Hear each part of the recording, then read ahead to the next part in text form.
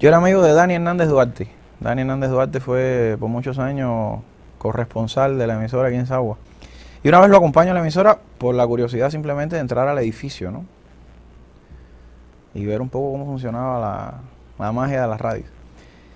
Y entonces, en ese momento, subimos a la segunda planta. Les recomendaban a los corresponsales como él, que eran de la ciudad, que subieran a la segunda planta, se acercaran a un teléfono que había en la fonoteca y esperaran desde el estudio que grabaran entonces el reporte. Y Dani necesita ir al baño, saludar a alguien, o el caso es que suena el teléfono y una voz femenina dice, por favor cuente hasta 3 y comience a leer la noticia, el reporte, ¿no? Como son las cosas en la vida. Yo pude explicarle que Dani iba a demorar unos segundos. El caso fue que yo conté y leí el papel que le había dejado arriba de la mesa. Y ya cuando bajamos, entonces estaba esperando Milvia Vivero. Fue Milvia Vivero la que habló al teléfono, la que estaba esperando, la que iba a grabar la noticia, y preguntó quién había leído la noticia. Dani, un poco así contrariado, le dijo, no, es mi amigo, disculpen, es que él quería ver la emisora, cómo funcionaban las cosas. Dice, no, el asunto es que queremos que se quede y haga algunas prácticas porque necesitamos voces de niños, ¿no? Para nuestra programación infantil. Y así empecé en la emisora.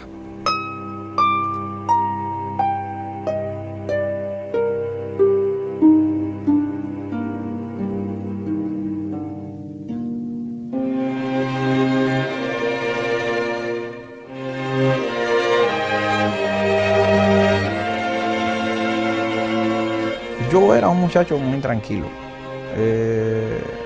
me gustaban muchas cosas. Empecé en la radio muy joven, creo que estaba en quinto o sexto grado, pero todavía antes había visto en un libro un recorte del trabajo que hacían los arqueólogos, los paleontólogos, los geólogos, y yo con una convicción, no recuerdo a veces muchas cosas de la niñez, pero sí recuerdo ese instante, con una convicción que yo pienso que es rara en la edad, decidí que yo me iba a dedicar a hacer un trabajo como ese en la vida. Y sentí de manera muy clara que esa era mi gran pasión. Quizás no sabía pronunciar bien el nombre del oficio, pero me gustaron aquellas piedras, aquellos huesos, las excavaciones.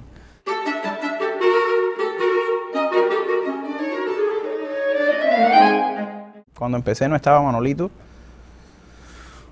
así que tengo historia también con muchas otras niñas y niños, o sea, en la etapa pre-Manolito, hasta que llegó Manolito, que es un antes y un después, como bien tú dices.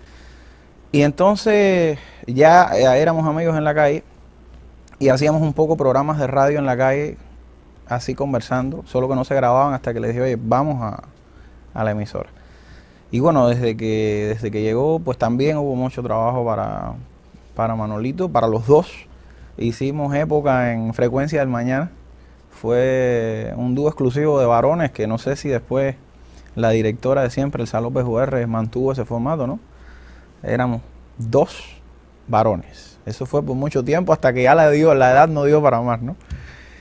Obtuvimos muchos reconocimientos, o sea, este tipo de estímulos formales en los festivales, en las competiciones, que eran muy gratificantes para nosotros, que éramos muy pequeños. Y Frecuencia de Mañana pues fue importantísimo, creo que en buena medida por la presencia de Manuel Márquez y por la excelente dirección de Elsa López UR.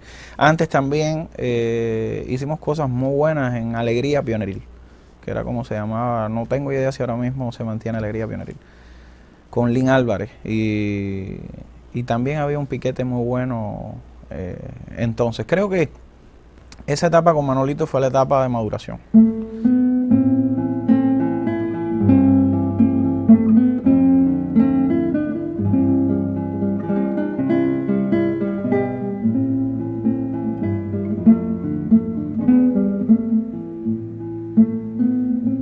Aún estando en la emisora, creamos un grupo de forajidos que entrábamos de manera ilegal a los mogotes de Jumagua y hacíamos nuestras propias investigaciones, hacíamos nuestros propios mapas con cruces donde estaban los lugares de descubrimiento y demás.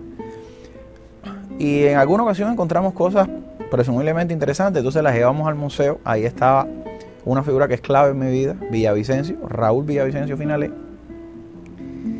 Y entonces pues yo le enseño orgulloso a Villa todo lo que había encontrado. Bueno, lo primero que yo tuve de Villa fue un regaño tremendo por haber entrado a un área protegida sin previo permiso, por hacer un hueco en un lugar que, bueno, ustedes saben, ¿no?, cómo se aborda la arqueología, hacerlo todo de manera controlada, bien pensada.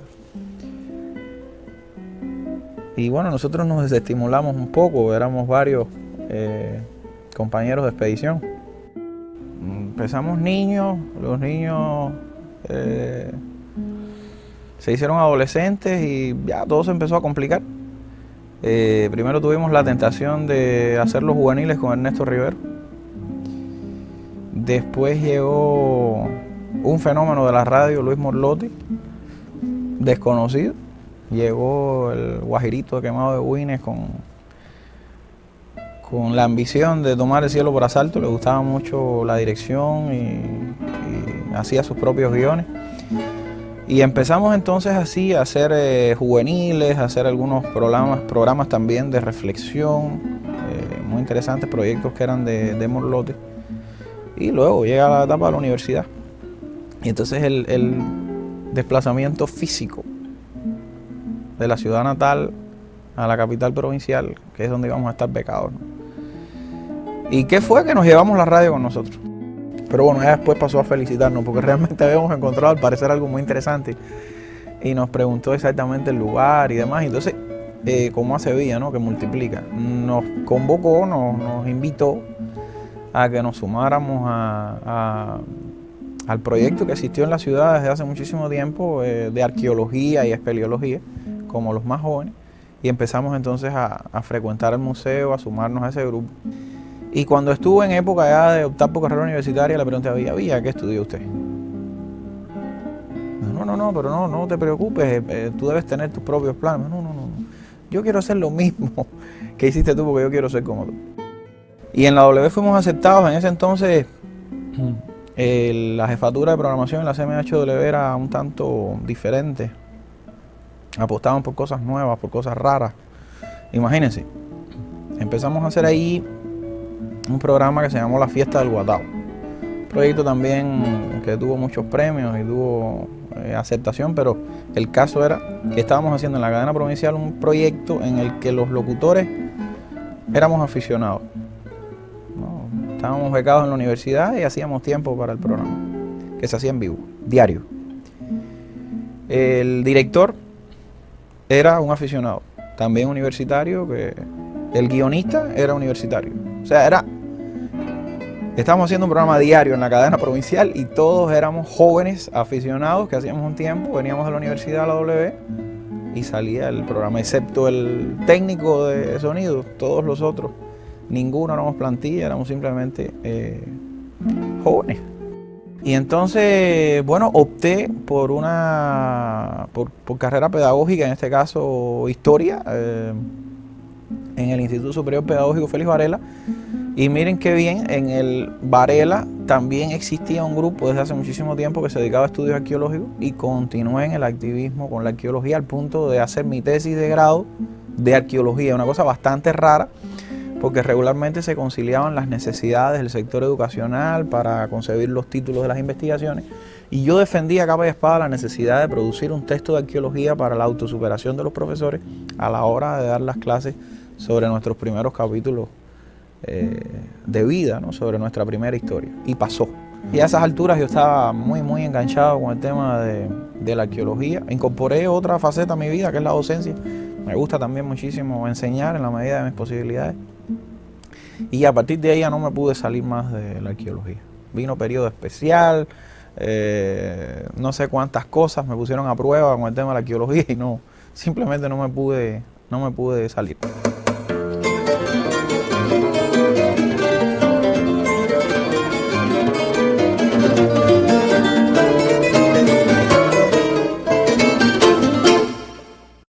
Aunque yo tenía dentro mis prioridades muy bien establecidas, o sea, me gustaba la investigación de la historia, de la arqueología, nunca dejé la radio y eso me hizo pagar un precio muy alto. Tenía que hacer viajes, tenía que moverme, tenía que administrar mi tiempo, qué sé yo, quizás hacer magia, ¿no? Porque siempre he tenido claro una cosa. Cuando asumo un compromiso trato de que quede lo mejor posible. O sea, por eso no bailo, no me queda bien. Y es difícil hacerlo bien si tu cabeza está en dos lugares a la vez. O si tú físicamente tienes que trasladarte de un lugar a otro. Como ustedes saben, yo fui parte del proyecto de la televisión en Sagua desde que se inició. Estuve muy contento, ¿verdad?, de iniciar esta cruzada, de hacer esta empresa, esta locura, porque empezamos de cero. Y de verdad lo hice con muchísimo orgullo, pero a un costo grande, el sacrificio tremendo. Ya entonces yo estaba viviendo en Santa Clara, actualmente, o sea, tengo mi familia en extensión en Santa Clara, esposa, hijo, y tenía que trasladarme constantemente. También asumí por algún tiempo docencia en la sede universitaria de Sagua, y entonces conciliaba un poco el tiempo en Sagua entre la radio, que no la dejé hasta hace poco, la televisión y la universidad.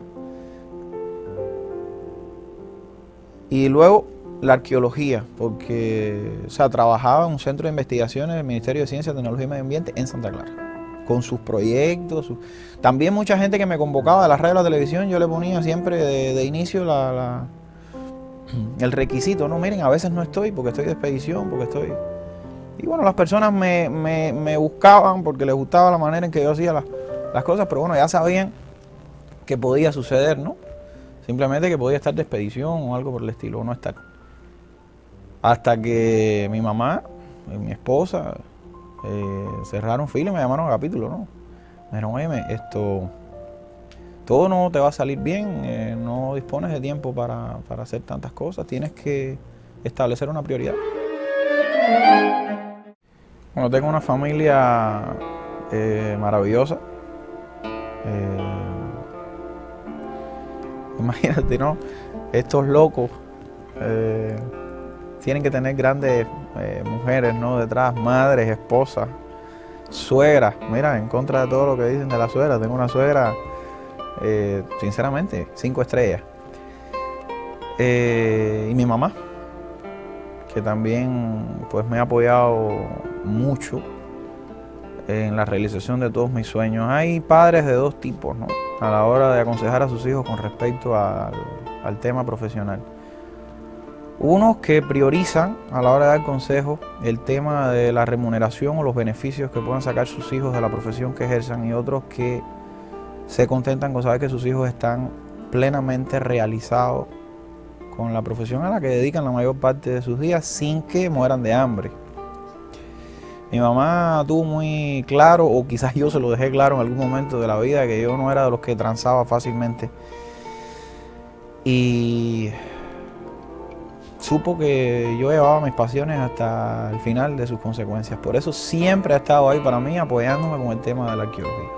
Y bueno, siempre ha viajado conmigo, yo creo que de forma imaginaria, pero también tangible, como son las cosas de la vida y los misterios de la existencia.